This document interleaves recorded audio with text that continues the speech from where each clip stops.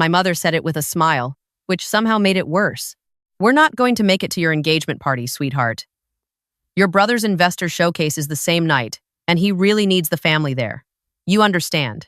I was standing in her kitchen, holding a dish towel I'd just used to dry the plates she asked me to wash when I arrived. She poured herself a glass of iced tea and looked at me the way you look at a piece of furniture you're about to move to the garage. Not with malice, just indifference.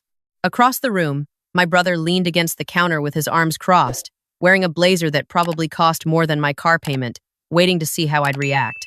I folded the dish towel neatly, set it on the counter, picked up my keys. Okay, I said. My brother smirked. My mother looked relieved. My father, who hadn't looked up from his phone the entire time, nodded slightly, as if he'd heard a weather forecast he found acceptable. I walked to my car, sat in the driver's seat, and stared at the steering wheel for exactly 30 seconds. Then I pulled up my work laptop from the back seat, opened a new file, and started typing. Have you ever had a moment where the people who were supposed to love you most handed you the exact tool you needed to finally be free of them? Leave me a comment. I read every single one. My name is Megan. I'm 31 years old. And for most of my life, I was the invisible daughter, the one who got good grades and was never celebrated for it, the one who worked 2 jobs through college while my brother had his tuition paid without a single conversation about gratitude, the one who showed up to every family holiday with a dish to pass and a smile that never quite reached my eyes. My brother's name is Ryan, 4 years older. Hair always perfect, handshake always firm, story always changing. Growing up, Ryan was the son that our entire family orbited. My mother planned her social calendar around his baseball games.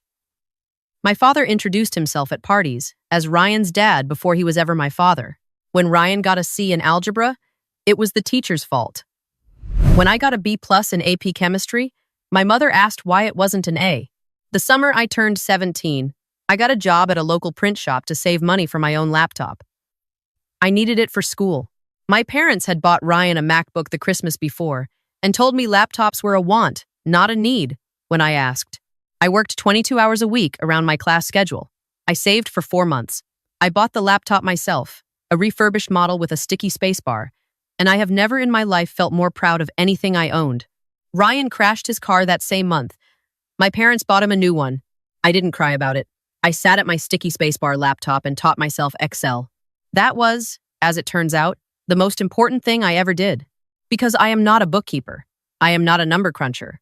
I am not, as my brother once announced at Thanksgiving dinner in front of 12 relatives, basically just a glorified calculator.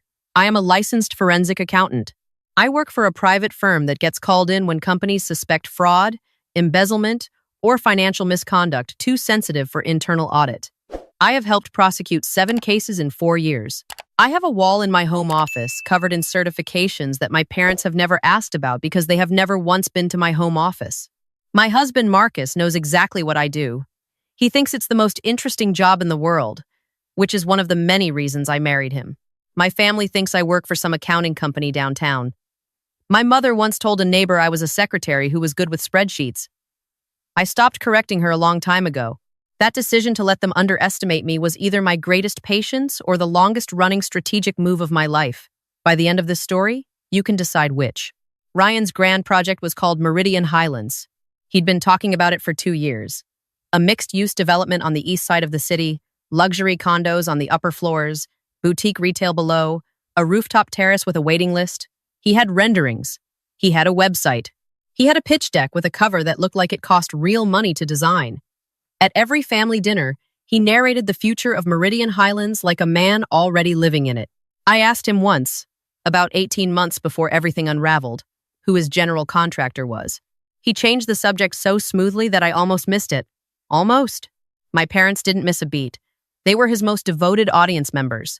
My mother kept a printed photo of the Meridian Highlands rendering on her refrigerator, next to a magnet from their 2019 trip to Myrtle Beach. She showed it to people at church. She told her book club her son was building the next great neighborhood in the city. My father, who had spent 35 years as a mail carrier and saved with the quiet discipline of a man who trusted in compound interest, sat across from Ryan at dinner one night in March and slid an envelope across the table. For the project, my father said, "We want to be part of something real." I watched Ryan pick up that envelope. I watched him not open it at the table out of performance humility. I watched my mother press her hands together like she was witnessing something sacred. I excused myself to use the restroom. I stood at the sink and ran cold water over my wrists and thought very carefully about what I was and was not going to say. When I came back to the table, the envelope was gone, and Ryan was talking about projected ROI.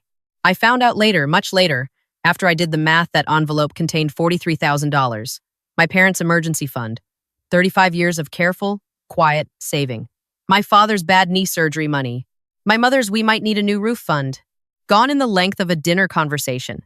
They were not the only ones. Over the following months, Ryan had collected checks from an uncle in Phoenix, 2 family friends, a former neighbor who'd always admired his confidence, and several people I'd never met who found him through social media.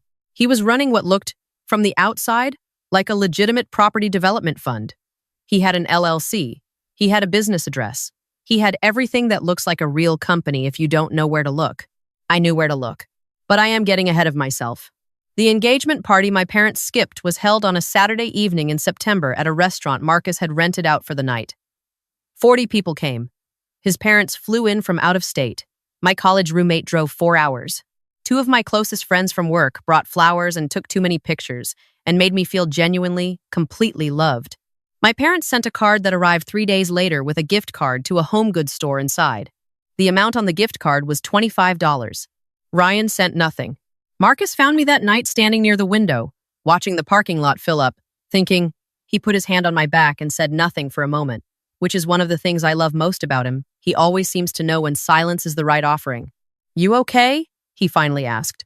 "I will be," I said, and meant it. What I did not tell Marcus that night, because I was still turning it over in my mind, was what I had seen the week before. I had been assigned a new case.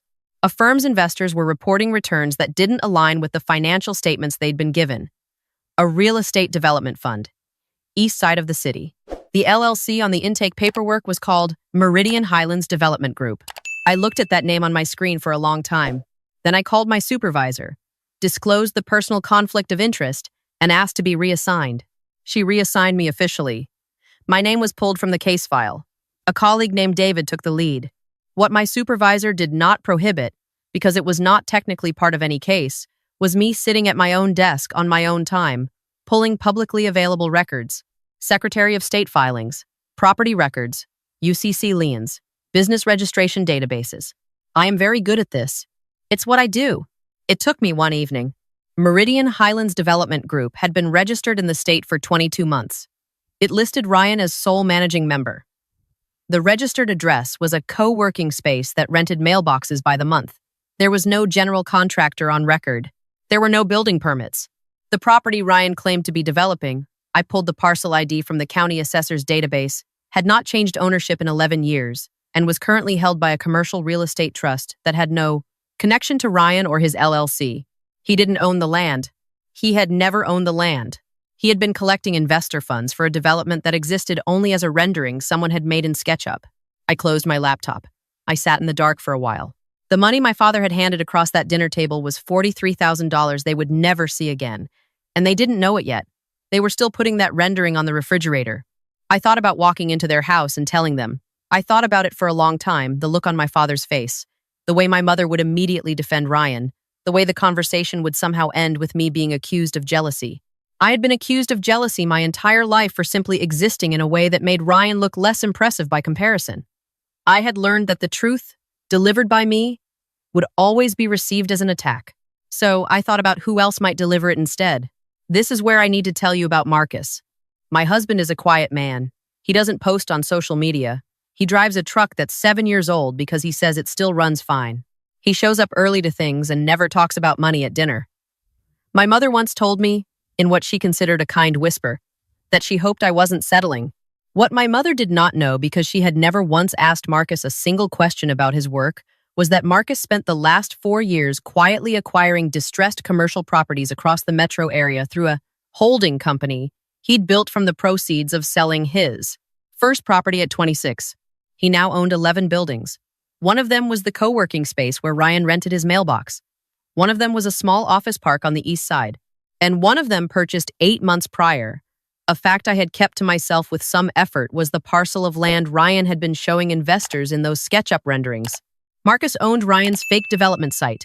He'd bought it as an investment, He had no idea Ryan had been using images of it in a fraudulent pitch deck until I sat down with him one evening in October and spread the documents across our kitchen table. Marcus looked at the papers. He looked at me. He looked at the papers again.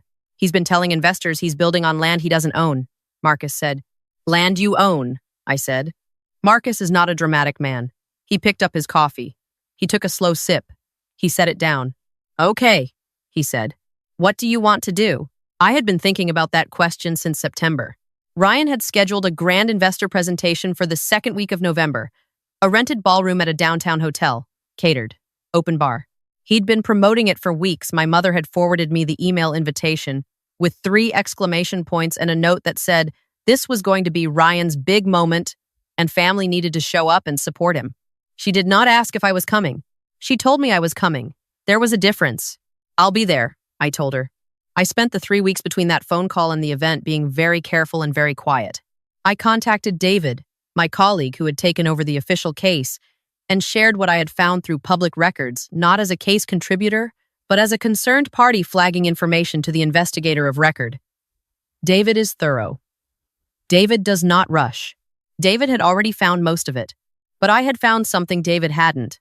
In one of the investor update emails Ryan had sent forwarded to me, accidentally, by my uncle in Phoenix who wanted to know if I thought it sounded legitimate there was a metadata trail.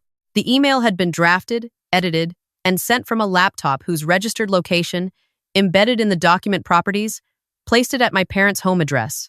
Ryan had been running the operation from their kitchen table. He had used their Wi-Fi, their printer, their home address on early versions of the paperwork.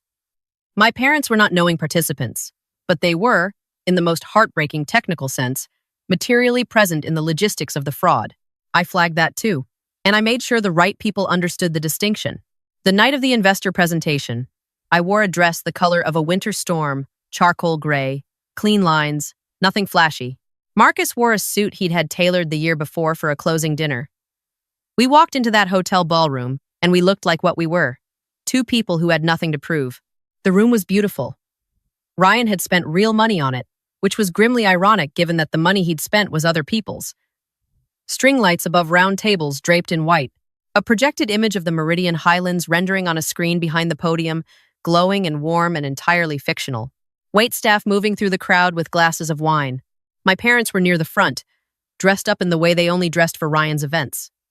My mother had a corsage, which struck me as both sad and telling. My father was shaking hands with people he didn't know, performing the role of the proud father of a successful man. Ryan saw me and Marcus from across the room. Something moved across his face, surprise, then recalibration, then the practiced confidence of someone who has been performing for a long time. He walked over. He looked good. He always looked good. I didn't think you were actually going to come, he said, extending a hand to Marcus with the particular grip of a man trying to establish dominance through a handshake. We wouldn't miss it, I said. He looked at me for a half-second longer than necessary. Then he smiled and moved on to greet other guests. My parents came over minutes later. My mother hugged me briefly and then immediately looked past me to scan the room. My father shook Marcus's hand. Big night for your brother, my father said. It is, I agreed. I found 2 seats near the back, not because I was hiding, because I wanted to see everything clearly. Ryan took the podium at 7:30. He was a compelling speaker, I will give him that. He had the cadence of someone who had watched too many TED Talks and absorbed them completely. He spoke about vision. He spoke about the east side of the city, about community and investment and legacy. He had a slide with projected returns. He had a timeline. He had a quote from an architect whose name I recognized and whose firm, I knew from a brief records check, had no contract with Meridian Highlands and was not aware their name was being used. The room was wrapped. My mother was crying quietly in the front row. Ryan said he had a special announcement. He said that Meridian Highlands had secured a significant land acquisition, that the parcel was officially under contract, that groundbreaking was on track for spring. He clicked to a new slide. It was a photo of the land. Marcus's land. Marcus sat very still beside me. I put my hand on his arm. Ryan said the acquisition represented a milestone moment in the project's development and that he wanted to personally thank everyone in the room for their belief in the vision. There was applause. And then the back doors of the ballroom opened. David came in first. He was wearing a suit and carrying a leather folder. Behind him were 2 other people I recognized from the County Financial Crimes Unit. Behind them were two more individuals I did not recognize, but whose credentials, presented quietly to hotel security at the door, had apparently been sufficient. The applause died. Ryan saw David. I watched his face change in real time, the color, the posture, the eyes. It was the face of a man who has been running a very long race and has just looked up to realize the finish line was a wall. David did not make a speech. He walked to the front of the room with the calm of someone doing paperwork. He spoke briefly and quietly to Ryan at the podium. Ryan said nothing. My mother made a sound I had never heard her make before. David stepped back. He looked out at the room and spoke clearly. Ladies and gentlemen, I'm with the Financial Crimes Unit. This event is being paused as part of an ongoing investigation. Investors in this project will be contacted individually. Please do not leave without providing your contact information to one of our officers near the door. This is being handled, and your cooperation is appreciated. Someone at a nearby table said, quietly, I knew it. Ryan was not handcuffed in the ballroom. They were more professional than that.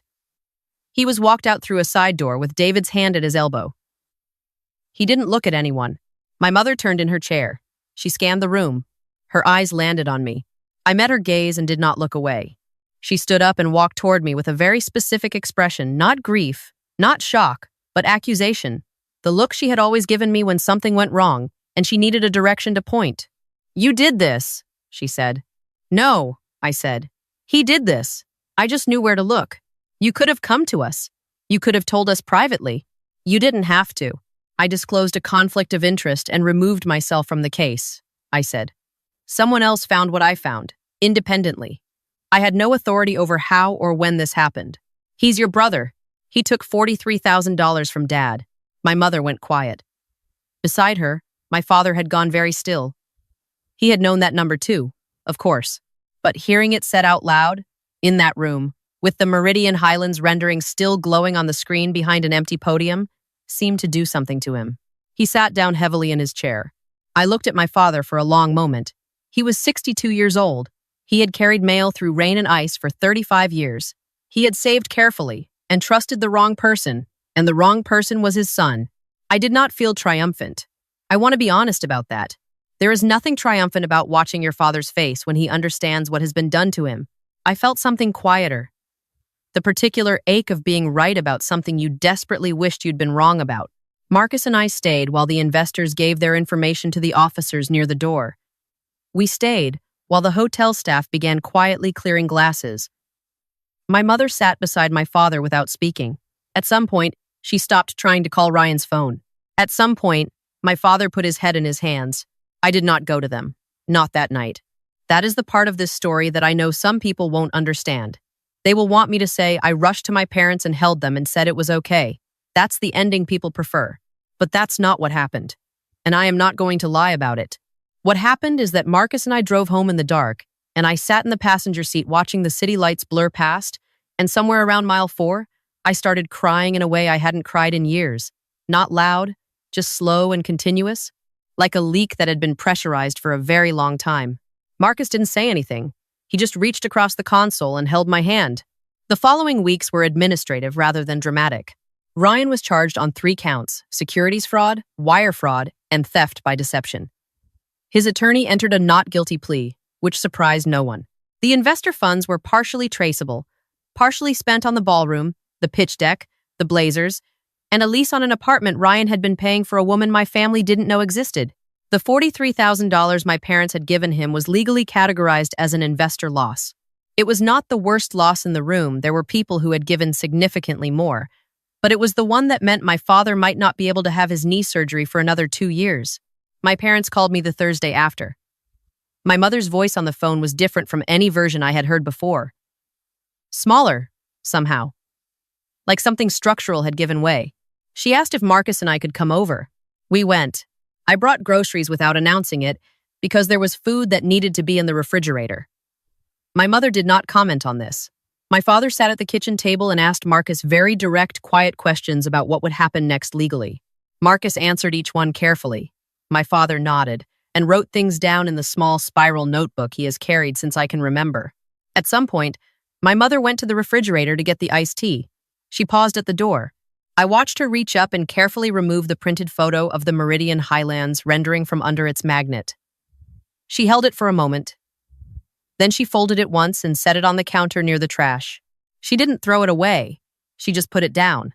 I am still thinking about what that means. Ryan took a plea deal 7 months later.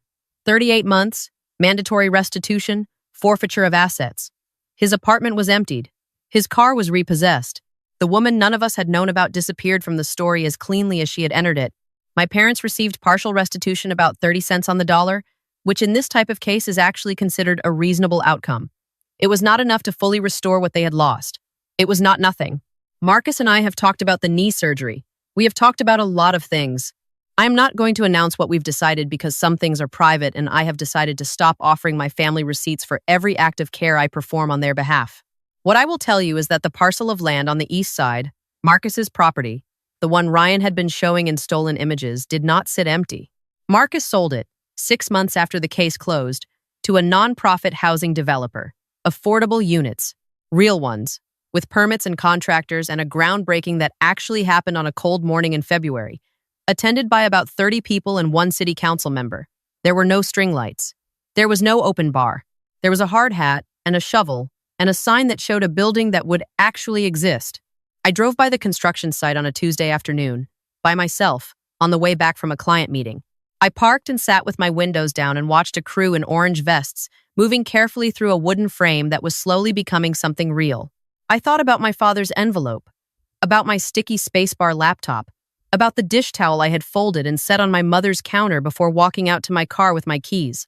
I had been told my whole life, in direct and indirect ways, that I was the supporting character in someone else's story, that my role was to be useful when needed and invisible when not, that my accomplishments were acceptable but not exceptional, that my presence at a table was contingent on my willingness to serve whoever sat at the head of it. They handed me a towel and expected compliance. What they couldn't know was that I had spent 15 years building something they never thought to ask about: a skill set, a career, a reputation, a marriage, a life that did not need their approval to function. Every time they looked past me, I was at my desk. Every time they talked over me, I was reading case files. Every time they reminded me of my place, I was quietly becoming someone who knew exactly where the bodies were buried, professionally speaking. I am not angry anymore. I want to be clear about that too. Anger is an exhausting thing to carry, and I put it down a while ago. What I have instead is clarity. About who I am, about what I built, about the difference between being seen and being known, and why only one of those things actually matters for the life you're trying to live. My parents and I talk now, less than before, which might sound sad but is actually healthier. My mother asked me last month what exactly it is I do for work. I told her the full version, the certification, the case types, the scope. She listened in a way she hadn't before. At the end, she said, "I didn't realize." I said, "I know." That was a conversation we needed to have 15 years ago. I am not going to pretend it didn't come 15 years late, but I am also not going to refuse it because of the timing. Growth is strange. It doesn't always arrive in the shape you expected or at the moment you needed most. Sometimes it comes in a small kitchen on a Tuesday, from a woman who has spent a lifetime looking past you and is only now, at the cost of everything, beginning to look at you instead. I drove home from the construction site that afternoon with the windows still down. The city smelled like cut grass and car exhaust, and whatever they put in the air in late autumn that makes everything feel like it's ending and beginning at the same time. Marcus was already home. He was in the kitchen making dinner, just a regular weeknight dinner, nothing special. He heard me come in and called out from around the corner, "How was the drive back?" "Good," I said. I put my keys on the hook by the door, a hook I bought, in a house I own, in a life I built with my own hands. Made a stop. It was good. "Hungry?" "Yeah," I said. "I am." And I walked into the kitchen, where the lights were on and the table was set and someone who knew my whole name was waiting, and I sat down.